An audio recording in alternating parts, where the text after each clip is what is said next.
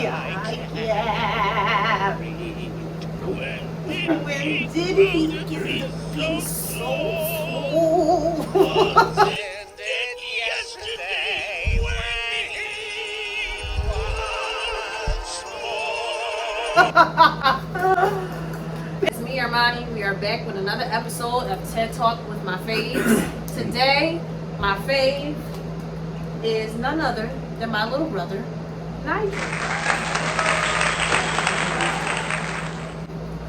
And he is the second in line after me. I said that weird. He's Weird. what? It's 5 of us. And he comes right after me. So, I'm 25. Nigel is 21. 21.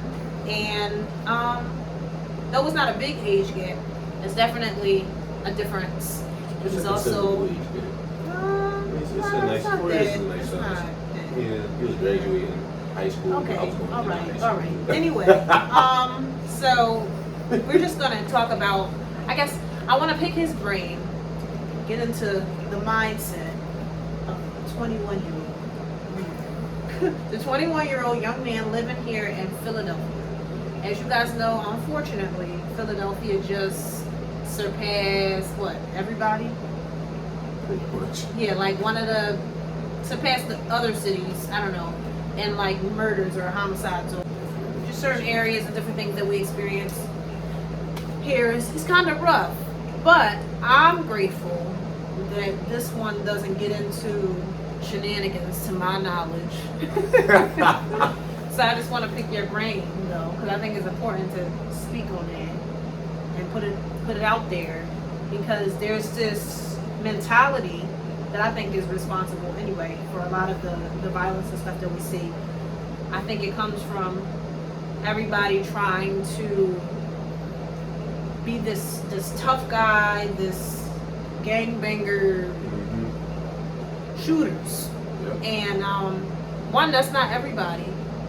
Two, it's not necessary. But it's becoming an environment now where people feel that they have to do that in order to survive, because but anyway, I wanted to pick your brain on that. As a 21-year-old, I know you have other friends that are your age or maybe a little younger or older or whatever, who obviously are affected or have been affected. Or yourself. Like, what do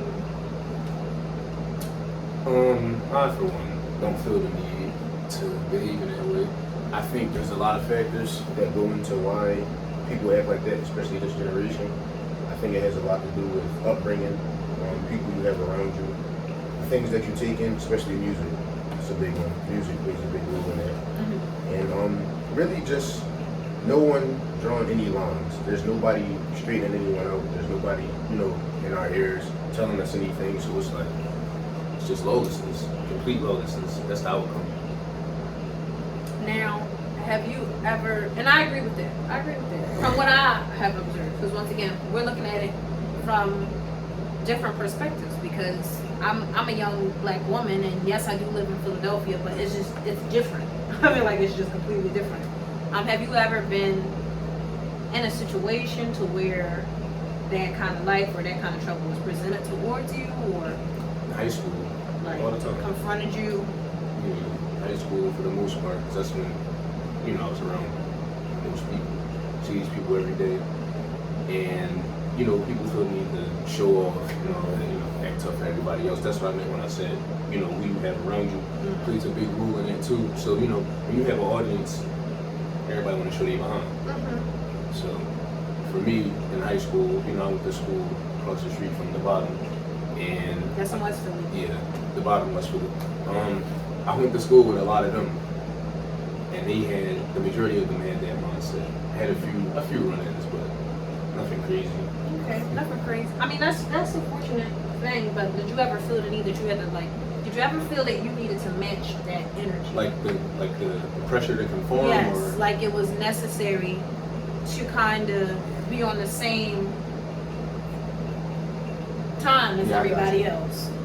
I never really felt, the need to move too much outside of who I already am in order to, stoop down to anybody else for real. Because it's not worth it. And I've always been me. And like what I have, gotten being me thus far. So, no, I've never really felt the need to conform or to behave as everybody else, even if it's for a split second. Because the decisions that I make when I'm in that mindset, I have to pay for it, even when I come down from that. So it's just not, it's not wise. So that just shows that you have foresight. And this is not episode to just like praise my brother, but I think it's just important to talk about these kind of things because like it's very real. It's not just with men, it's with women as well. Like I said, I can speak to Philadelphia, but I'm sure in other places, there may be a dominant mindset or attitude that's not the greatest that makes for a lot of trouble or like difficulties other than what we already have to deal with as black people here in America and state to state. Sometimes it's terrible. Not sometimes, it is terrible in a lot of states. But just along those lines, but getting outside of the parameters of like Philadelphia and the violence and stuff, just being a 21-year-old, like where you are right now in your life and career-wise, like how is navigating adulthood been for you so far? Scary because it's new territory and they don't teach you how to deal with this stuff in school. It's very nerve-wracking because you think one decision that you make is the end all be all, or it's like this is how it's going to be for the rest of your life. Then you come across something else like that and it's like, man, I don't feel this way anymore. So then, you got to start from square one and you got to figure it out. You got to roll with the punches. But it's an adventure, to say the least. Yes, it is. I agree with that. It breeds a sort of an indecisive kind of attitude. It's like you don't know what you're doing for real. Oh no, none of us. You have no idea. None of us. You really don't know what you're doing, and then sometimes you can be afraid to ask for help also because of how other people might want you to grow up or what they might want you to become. And you don't really want them to tell you that. You just want them to kind of guide you through it, though, and look for, find yourself. But yeah, for the most part, that's what it's like. Yeah, I agree. I can concur with that. Like I said, we're 4 years apart, but I can agree with that. And it's very interesting because I always thought, I guess when I was younger anyway, just people would put it out there, the closer that you become to 30, or first of all, after you turn 18, you are grown. Like you just got it together. You know exactly what you want to do. You are making decisive decisions. Even in school, they tell you things like that. Like, especially when it comes to college and stuff like that, they expect you to just know and just, kind of go out there and make it do what it do. But there's no blueprint. Yeah, for each individual, it's different. It's very, very different. And trying to gauge where you are, I find for myself, it's difficult. That's the difficult part for me. Like the expectations that you set for yourself, and then just trying to gauge, okay, am I setting them too high? Am I realistic? Like trying to just I don't know, tinker with like the balance of that is difficult. I find it to be difficult just personally with myself and people my age. I don't know, especially with social media. You don't know what to believe for one, and I'm not trying to shade people who do their thing that are people who do their thing that are out here, they have a house or something like that at 20, and hey guys, got my first this, and it's fantastic. But then I'm like, is that normal? Like, should I have done that? Like, what did I do wrong? Hey, bringing in 6 figures or it's something. It's like it becomes a template for everybody else. Yeah, everybody's based off your ambition and what you've accomplished. Everybody's hate broke people. Right. And you broke, and it's in the songs, and it's everywhere. And I'm just like, I'm definitely broke. Like, I don't be looking like it, but I don't be having money to just. I don't have money to just shell out and throw around. Like, and then financially, I do come across money, not crazy amounts, but managing money. Right. Like that's a thing. That's a line. Yeah, trying to figure that out. $100 is $5, basically. Like, what is that? It just don't hit the same. But yeah, I just wanted to like pick your brain just to, kind of navigate see how you were navigating. some of the different things that I know outwardly that, may present an issue to you or that's prevalent in our environment. But what about internal things? What have you been doing to like maintain your like zen or because it's hard, it gotta be, because even though, you obviously are an individual, you're pretty true to yourself, but that doesn't mean that things don't affect you. Right. Absolutely. So how do you ground yourself? Because I know you do be stressing out. You always like you notice things. Yeah. When you're self-aware, you're also aware of so many things around you. So with that, like, how do you tell us all how you maintain your inner peace? Like, what are some of the practices that you have? Some things I've gotten away from, but as far as when it comes to grounding myself, I try to get back in line with those things, like writing, just expressing myself, because I may not be able to, verbally express myself. I just put it on paper, and I like to look at it from time to time to kind of, encourage myself or just remember what I wrote. Yeah. Reading also, a lot of reading. What do you read? Right now I'm reading Post-Traumatic Slave Syndrome. You say that one more time? Post-Traumatic Slave Syndrome. It's a very good book. It sounds very interesting. Post-traumatic slave syndrome. I'm gonna link that, or I'm gonna put that at the end of this or something, so that you guys have access to that. But yeah, that book in particular, it explains in great detail, and it's also very, very easy to understand. It's relatable. So it explains why the things that's going on amongst, black people in America are going on. And when you have somewhat of a good or thorough understanding of it, it doesn't really bother you like that, because you understand where it's coming from, and you also understand that everybody else aren't the only ones affected by it. You are too. I start to feel the same emotions and stuff like that. I catch myself acting the same way. Sometimes I gotta bring it back. But that book, for sure, definitely helps. I wish I could, break it all down right here, but it's a really good book. Daily exercise. I don't know, that may be a little hard for some of us, but go ahead. Just for me personally, it takes the edge off, really improving your physical health and also your mental health. So, I say those are like the top 3 things that I do personally to kind of serve as my bubble and all of this. It's like my own, my own little world. Okay. All right, that makes sense. You gotta do what you gotta do, and those are such simple things. Right. There's nothing crazy, complex that you had to spend hundreds of thousands of dollars on. And that's not a jab at therapy. If you need therapy, get therapy. That's something that I'm looking into for myself. But we all also can take little steps as well. Like, I think those are really like practical things. One more thing. I stopped listening to rap or certain rap songs to bring myself back, because it's very easy to get caught up in that. Not saying that, drill music and trap music makes me want to go sell drugs and kill people. However, that's not healthy 24/7. It's not healthy at all, because it has an impact on you. And you might not notice it, but subconsciously you'll start to notice small things about yourself, or your way of thinking, and the way you see other black people your age.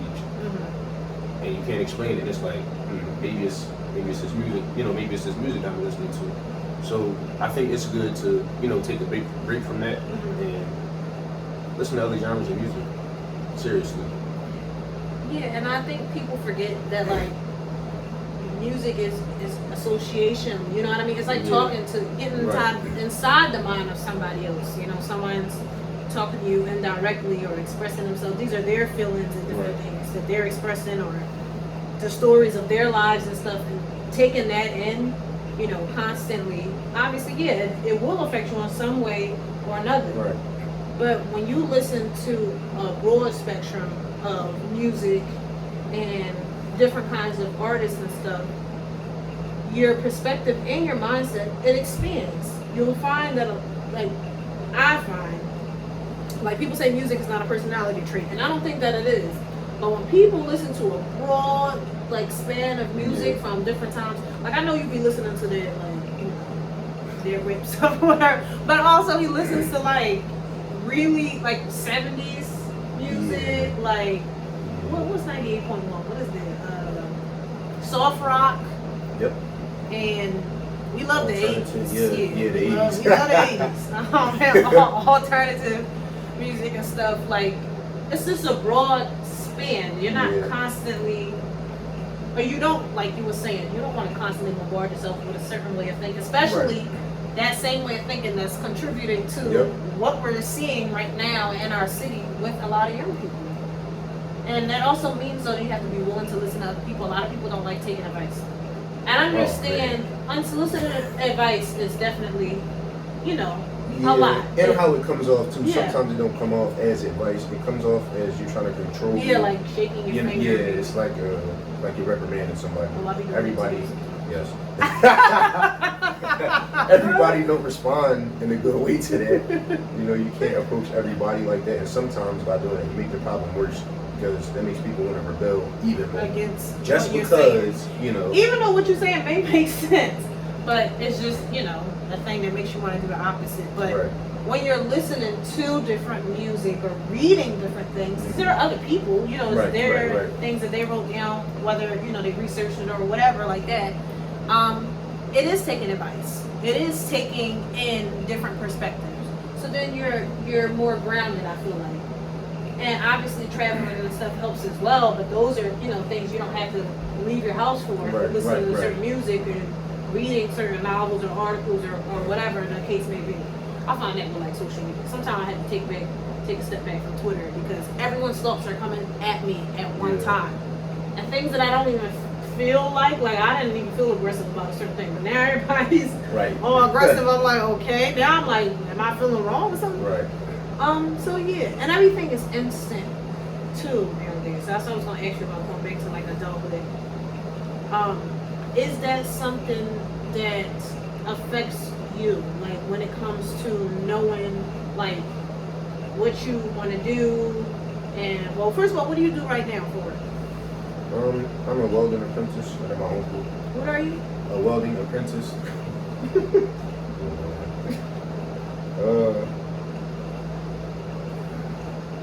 That can be frustrating. It can be very, very frustrating. You know, dealing with customers and these different personalities and stuff like that. And it's like you have to. There are no absolutes in anything, but especially when dealing with other people, everybody's not the same. Sometimes for the better, sometimes for the worse. Everybody is not the same, and I still have to try to, you know, keep that in mind. Like every job is not going to be get in and get out. Yeah. It's actually none of them ever are, but yeah, I think doing that has, you know, gotten me used to you just gotta be patient. You have to be patient, and everything isn't instant. You know, that's not how it works, unfortunately, in life in general, no matter what you do. So I think it's right now, you know, like at my age, your age, anybody, it's never too late to practice patience and humility. You have to be humble. That's very difficult, but it goes a long way. It goes a really long way because you won't close yourself off from anything. Rather, you'll be open and willing to accept new things and new concepts, and you'll start to notice you'll grow in ways that you never could imagine because you haven't been exposing yourself to that. Right. So, yeah, that, you know, being a welding apprentice and being in that atmosphere helps you with that a lot. Now, welding apprentice. First of all, what even is welding? Like that? What is that? I know what it is. Welding is dealing with metal, iron in particular. You know, the handrails that you got on your porch, the bars that some people might have outside of their windows, anything iron. And it's basically just connecting one piece of metal to another by milling it. Like, so just manipulating. Yeah, manipulating metal. Metal. Yeah. Now, that is a dying trade. There's not very many people who are in trades right now that I feel like are your age. Some people I know a couple. They're in like, they do plumbing and stuff, but it's not popular amongst like young people. First of all, in general, don't nobody, I sound like an old person, but they right. A lot of people don't want to work. And nobody wants to work. Let's just establish that. Please. I don't advocate that, but I'm just saying, if you're gonna do something, like a lot of people's work ethic, like they just don't want to work hard at anything, and it's becoming more prevalent. And also, you had that already. Now, we still in the pandemic, and I think we headed for another, lockdown. But when we were in lockdown, that definitely took a toll on a lot of people. I'm sure it did, because it took a toll on me. But doing something like a trade and working with your hands, stuff like that's different. How do you, when you talk to people your age, or they see what you do or whatever, like how is that received? Is it like how does that conversation usually go, or how do people view your like a job that you kind of do? Sometimes a lot of people don't even know what it is. Or, then I explain it to them, and like, oh, okay, that makes sense. You just gotta make it practical, like use a handrail, don't you? You gotta hold on to something to understand. Right. That's all that is. And I'll show them like pictures of different types of metals, the different cuts of metals, different measurements and all that. And it's like, we put this here, we put that there, this is why we do that, this is why we do this, stuff like that. And they seem kind of excited to learn something new. I've heard, that's that bright light. That's why I can't look at the light and make my eyes hurt. Yeah, that's that. Very, very sensitive light, but yeah. Okay, so you're all educating the masses out here. Oh, okay. That's nice. I just was trying to see, because once again, a lot of people are unaware of what that is, and it's a trade, so it's not really something that you're going to see on billboards and stuff like that. I think the term itself is a little foreign. Once you explain the concept. I'm familiar with it. So my grandfather actually, like, it's a family thing. So my grandfather was a welder. I told my uncle teaches him. Nobody taught me. It's like, I don't want to weld. But no, it's a really cool thing. And I think you should check it out if you don't know what it is, and if you need any handrails, or what is it, air conditioner? Yeah, air conditioner guards. Or what else? Generator guards, window guards. Hey, anything iron. We do chain link fence too. Oh, chain link fence as well. Yep. So if you need that, I'll also put that information as well, because I gotta plug them. I gotta plug the film. They do really good work, so you can check out their Instagram and stuff. But I obviously can talk to him for forever, because he's basically my child. So I'm gonna just wrap this thing up and get used to his face, because you're probably gonna see him again. We may be arguing the next time, depending on what we're talking about. Definitely want to be arguing. He always trying to be controversial for no reason. But this has been TED Talk with my Faves, episode 3. We're talking life and perspective. We just talked to a 21-year-old young man in Philadelphia about a couple of things, and we thank you for that. Have a good day. Till next time.